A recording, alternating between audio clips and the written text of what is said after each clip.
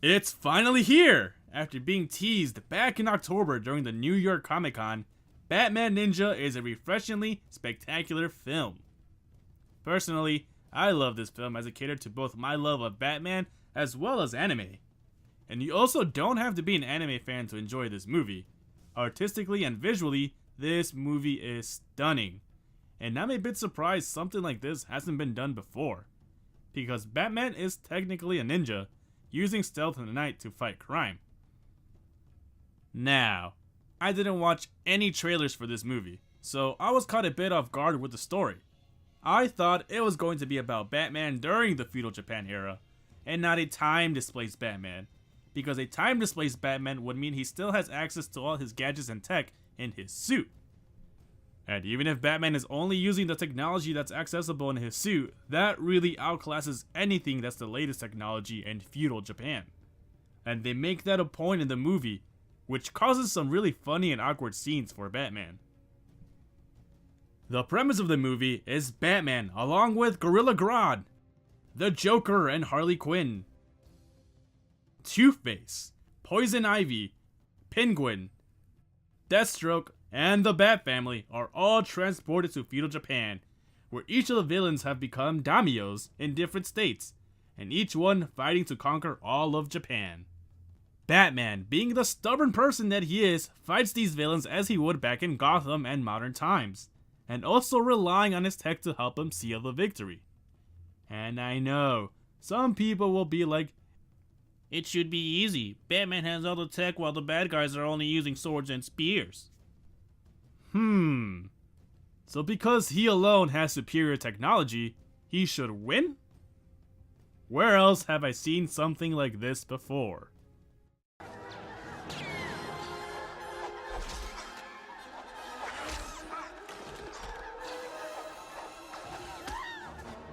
Technology isn't going to seal the victory for Batman today, especially with these villains who have armies and devoted soldiers who are competent.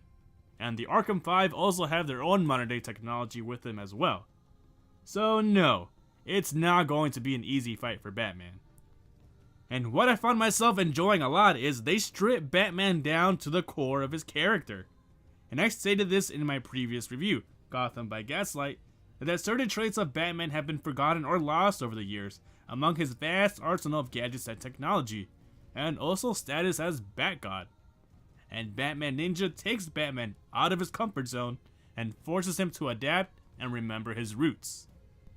And you see just how far out of his comfort zone Batman is willing to go, to the point that he gets desperate and teams up with Gorilla Grodd in order to take down the Joker and return to Gotham. And I don't have to tell you how that one ends. Batman loses badly, with his whole arsenal of technology destroyed, which the Joker was counting on him to use. That's pretty sneaky and clever of the Joker, which I want to talk about the Joker for a little bit because I loved this version of him. Recently, when people think of the Joker, they just see a psychopath who kills and just happens to look like a clown. Or just think of Heath Ledger from The Dark Knight. Nothing wrong with that at all, just that I myself believe there's more. Yeah, he's a crazy murderous lunatic, but he always does everything for a laugh. He sees his crimes as a joke, but he can also switch to a deadly killer in the blink of an eye. This Joker seemed to be an exaggerated version of the animated series, which really fit this movie. I think that personality is perfect for this movie. And his relationship with Harley is unlike others. Audiences always say it's an abusive relationship and Harley is a victim, and while she's made leaps and bounds into becoming a villain and character on her own, I like it best when she is partnered with the Joker. And in this movie, they're more partners like helping each other. And I kinda want to see more of that. I think their combination makes them even more deadlier villains, as well as a comedic duo. Now, where was I before I went on this tangent? Oh yeah, Batman loses all of his gadgets and is on the verge of defeat, only to be saved by Bat Ninjas. This is the whole part of the movie where the cliche prophecy of a savior coming to bring peace to the land is told, and this ninja clan believes Batman to be their lord and savior. More Batgod ammunition if you ask me. But I enjoyed that they really didn't play up on that whole savior part. It was more like, hey, we believe you'll lead us to victory, and we'll help you. Unless giant robots appear. Then we'll bail on you. And that's our cue. Yes, there are giant robots in this movie. Cause would it really be a Japanese anime without one?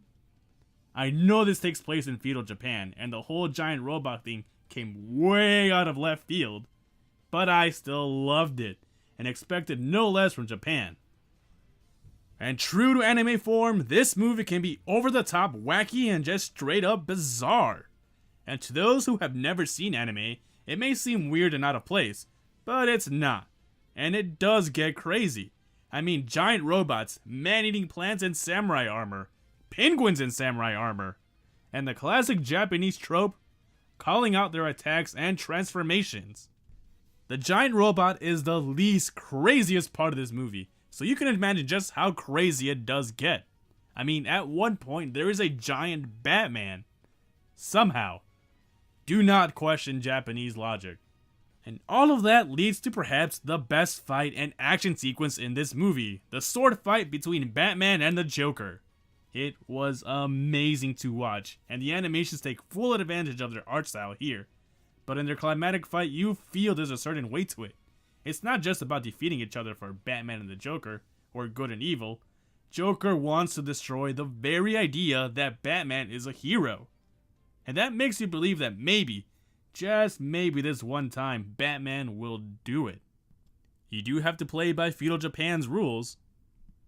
Overall, this movie is fantastic, and it's different when compared to the other Batman movies, especially since Batman has been in the forefront of a majority of DC animated movies. I actually consider this an anime, since it's from Japan and made by a Japanese animation studio and Japanese directors and writers, such as Kazuki Nakashima, of Kill la Kill and Gurren Lagann fame, and you can see the references to his past work in this movie. Takashi Okazaki's character designs are also amazing, and he did an awesome job of fitting these American characters into the feudal era, which I kind of hope they make figures of because they are beautiful designs. Except for you, Robin. Jesus, what happened to you? Who did you let cut your hair? The animation is astounding with its visuals, having a similar look to old Japanese war paintings. And I know the whole 2D on 3D may look weird at first, or not work for everyone, but I love it. Though it could be because I've seen it before in Berserk and Netflix's Godzilla anime.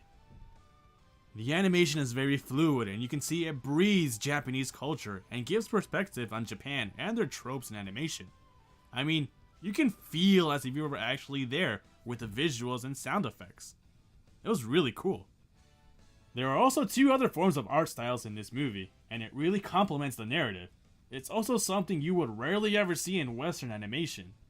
Seeing all these art styles in the movie gave me a deep appreciation for the animators, because I know it must have not been easy to draw these scenes with so much cultural influence, especially given how easy it could have been to stick to something much cheaper and less experimental. Some of my favorite scenes is when they introduced the Arkham 5. Not what they're called at all in the movie, just the name that I'm giving them. Their intro felt like a video game, giving them a title card and sort of introducing them in an order of which Batman has to defeat them. Another one of my many, many favorite scenes is what I call the tutorial scene, where Batman begins to train with the Ninja Clan. Both of these scenes have a very JRPG feel, and I'm a huge fan of JRPGs, given how Xenoblade has taken over my life. As I stated before, the creators have worked on past animes such as Afro Samurai and Gurren Lagann, and since I watched a few of those, it made watching the movie a much better experience for myself. Other Easter eggs included in this film is the 60s Batman theme is being played by Robin on the flute, and the giant robots can apply to Gurren Lagann given Kazuki Nakashima's work in that series, and just mecha animes in general. Also, the giant Batman that appears in the final battle can be a reference to Batman's first appearance in Detective Comics number 27, as well as Batmanga, because during the 1960s, Batman was hugely popular in Japan. Watching this movie also reminded me of the DC Nation short Batman of Shanghai, which has almost a similar look to Batman Ninja, not completely, but instead of Japan, Batman is in China. I also hope Warner Brothers and DC let Japan or even other countries try their hand at some of their characters, because Batman Ninja was an awesome experience. And while the movie can seem wacky and over the top, I give Batman Ninja a solid 9 out of 10. Amazing animation, stunning action, and a new take on Batman made this movie enjoyable. And while it can be wacky and seem out of place at times, understand that it's a movie made from a different culture, and that's just how it is sometimes in Japanese anime. And I hope they do more collaborations like The Flash in a Neo Tokyo setting, or even Cyborg in something like Ghost in the Shell. So, do you guys agree or disagree with my review? And if you haven't checked out Batman Ninja, please do. It is amazing. And as always, I hope you're all doing good. This is Geek Knight, signing off.